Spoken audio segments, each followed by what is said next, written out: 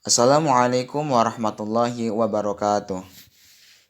Perkenalkan, kami dari kelompok 12 mata kuliah seminar proposal akan mempresentasikan tentang studi pendahuluan. Sebelumnya, izin memperkenalkan diri. Kami dari kelompok 12 yang beranggotakan Sopi Inayah, Indah Khairunisa, dan Muhammad Darmawan. Pada kesempatan kali ini, marilah kita buka pertemuan kali ini dengan membaca basmalah bersama-sama. Bismillahirrahmanirrahim. Semoga dengan membaca basmalah bersama-sama kita diberikan kemudahan dan pemahaman oleh Allah Subhanahu wa taala.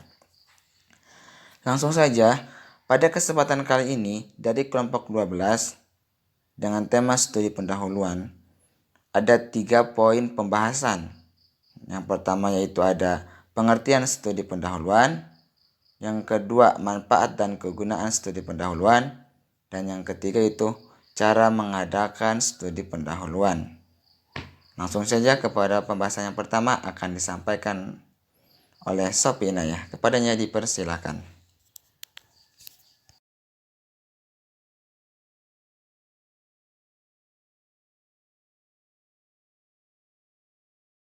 Pengertian studi pendahuluan. Pengertian studi menurut Kamus Besar Bahasa Indonesia adalah penelitian ilmiah, kajian, dan telahan.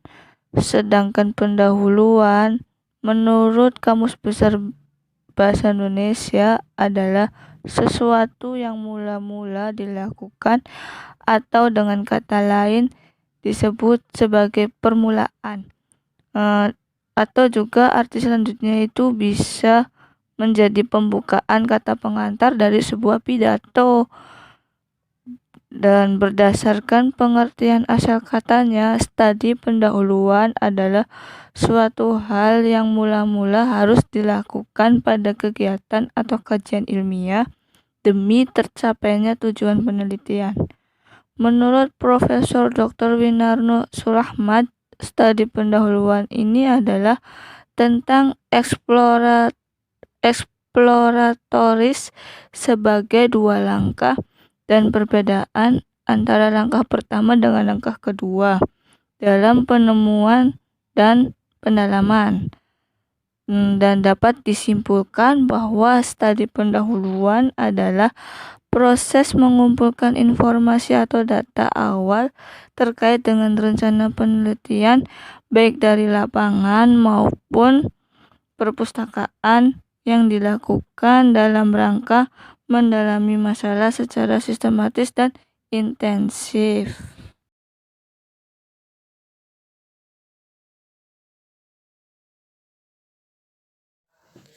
Selanjutnya, poin yang kedua mengenai manfaat dan kegunaan studi pendahuluan yang akan disampaikan oleh saya sendiri, Muhammad Darmawan. Menurut Profesor Dr. Suharsimi Arikunto dalam bukunya Prosedur Penelitian, bahwa manfaat studi pendahuluan adalah 1. Mengetahui dengan pasti apa yang akan diteliti.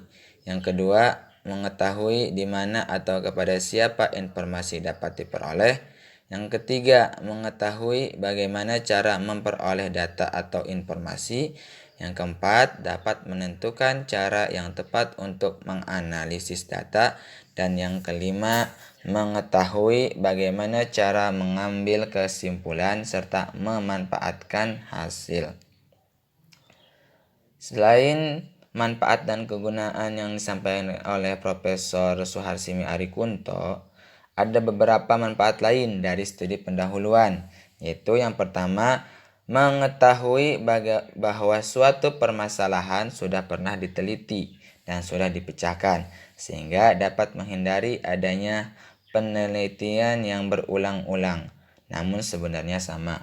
Yang kedua, dapat memperkuat keinginan untuk meneliti suatu permasalahan karena adanya penelitian lain yang relevan.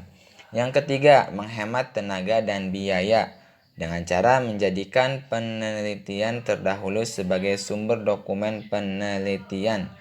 Nomor 4 yaitu mengetahui apakah penelitian tersebut mampu untuk dilaksanakan oleh peneliti ataukah justru akan menyulitkan. Selanjutnya, poin yang ketiga akan disampaikan oleh Indah Khairunisa. Kepadanya dipersilahkan. Materi yang selanjutnya yaitu tentang cara mengadakan studi pendahuluan. Dalam cara pelaksanaan tahapan studi pendahuluan, cara yang digunakan itu sama seperti teori pengumpulan data pada umumnya. Maka, sumber pengumpulan informasi untuk mengadakan studi pendahuluan ini dapat dilakukan pada 3 objek.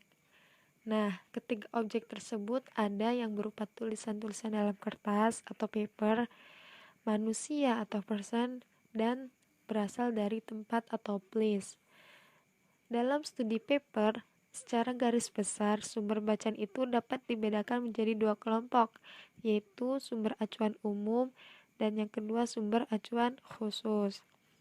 Teori-teori dan konsep-konsep pada umumnya dapat ditemukan dalam sumber acuan umum, yaitu kepustakaan yang berwujud buku-buku teks, ensiklopedia, dan sejenisnya.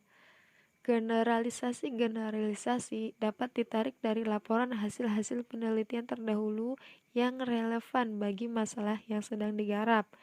Hasil-hasil penelitian terdahulu itu pada umumnya dapat ditemukan dalam sumber acuan khusus, yaitu kepustakaan yang berwujud jurnal, buletin, penelitian skripsi, tesis, disertasi, dan lain-lain sumber bacaan yang memuat laporan hasil penelitian. Kemudian, sumber informasi studi person ialah para ahli atau manusia yang menjadi sumber. Peneliti bertemu, bertanya, dan berkonsultasi kepada para ahli di bidang masalah yang akan diteliti. Selain itu, peneliti juga bertemu, bertanya, dan mencari informasi dari orang-orang yang akan dijadikan objek penelitian. Sedangkan sumber informasi studi place yaitu tempat, lokasi, atau benda-benda yang ada di tempat penelitian. Peneliti mempelajari situasi wilayah yang akan dijadikan ajang penelitian.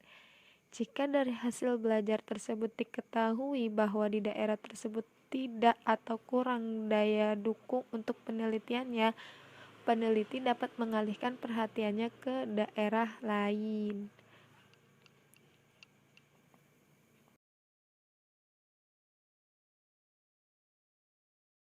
Sekian presentasi dari kelompok 12, kurang lebihnya mohon maaf. Wassalamualaikum warahmatullahi wabarakatuh.